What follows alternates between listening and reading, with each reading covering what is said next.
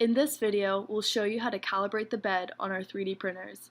In order for us to calibrate the bed, we have to move around the nozzle to all four corners of the bed.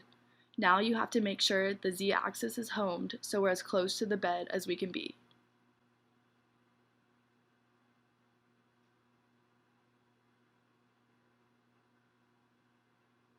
To lift or lower the bed, we use the knobs underneath. Our goal here is to only have enough space for a piece of paper to slide through between the nozzle and the bed and still feel some friction in between.